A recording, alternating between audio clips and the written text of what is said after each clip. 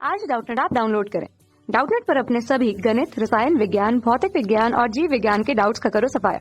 बस प्रश्न की फोटो खींचो, एक ही प्रश्न को क्रॉप करो और तुरंत वीडियो सोल्यूशन पाओ। अभी डाउनलोड करें। प्रश्न दिया 4 सेंटीमीटर गुणित 10 सेंटीमीटर साइज के आयताकार लूप में 2 एम्पियर की धारा बह रही है। एक सीधा लंबा तार जिसमें 5 एम्पियर की धारा बह रही है चित्रानुसार लूप के पास रखी है। यह लूप और तार समतली हो तो ज्ञात कीजिए कि लूप पर कार्य करने वाला बल आघूर्ण अर्थात टाउ का मान। तो आइए हम लोग इस प्रश्न को यहाँ पे हल करते हैं और हमें चित्र इस प्रकार से दिया गया है। ये इस तरह से 4 सेंटीमीटर और 10 सेंटीमीटर लंबाई वाला एक आयताकार हमारे पास लूप रखा हुआ है। इस पे 2 एम्पियर की धारा बह रही है और इससे 1 सेंटीमीटर की दूरी पर स्थित तार पर 5 एम्पियर की धारा बह रही है।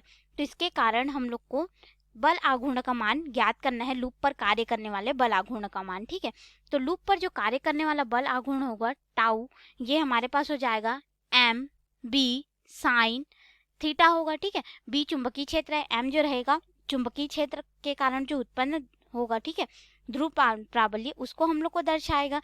यानी कि हम लोग को यहाँ पे प्रश्न में क्या बोल दिया गया है कि लूप और जो तार है वो दोनों ही एक ही तल पे है, समतली है बोल के। तो हम लोग मान लेते हैं कि हमारे ये जो स्क्रीन है इसको हम लोग कागज तल मान के चलते हैं।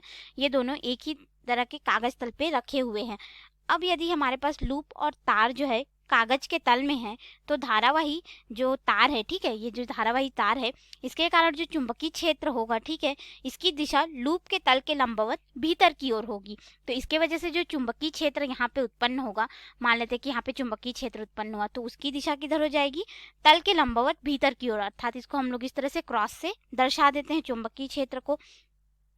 और जो m की दिशा है, ठीक है, इसकी दिशा लूप के तल के लंबवत हो जाएगी। तो लूप के तल के लंबवत हम लोग को प्राप्त होगी और यहाँ पे चुंबकीय क्षेत्र की भी दिशा लूप के तल के लंबवत भीतर की ओर है। इससे हमें ये पता चलता है कि इन दोनों के मध्य यानी कि m और b के मध्य जो बनने वाला कोण है थीटा, साइन थीटा, ठीक है, यानी कि थीटा का मान कितना हो गया, 0 अंश हो गया। और हम लोग यहाँ पे मान रख देंगे तो टाउ बराबर हो जाएगा, यानी कि बल आघूर्ण बराबर m b साइन 0 अंश। और हम लोग जानते हैं कि जो साइन 0 अंश होता है उसका मान 0 होता है। तो हमारे पास यहाँ पे टाउ बराबर क्या हो जाएगा, इस 0 का गुणा इससे होगा तो 0, अर्थात जो हमारे पास लूप है उस पे लगने वाले बल आघूर्ण का मान कितना हो जाएगा, 0 हो जाएगा। अर्थात ये जो धारावाही लूप है यानी कि हमारे पास लूप रखा हुआ है उस पर कोई भी बल आघूर्ण नहीं लगेगा, क्योंकि यहाँ पे चुंबकीय क्षेत्र की दिशा और जो ध्रुव प्राबल्य यहाँ पे बन रहा है, ठीक है, m, उसकी भी दिशा दोनों ही एक ही तल में होने के कारण समानांतर हो गए, इसलिए इसका मान हमारे पास 0 हो गया। तो ये रहा हमारे प्रश्न का उत्तर। धन्यवाद। कक्षा 6 से 12वीं से लेकर नीट, IIT, JEE वो एडवांस के लेवल तक 1 करोड़ से ज्यादा छात्रों का भरोसा। आज ही डाउनलोड करें डाउटनेट ऐप या व्हाट्सएप करें अपने सारे डाउट्स 8400 400 400 पर।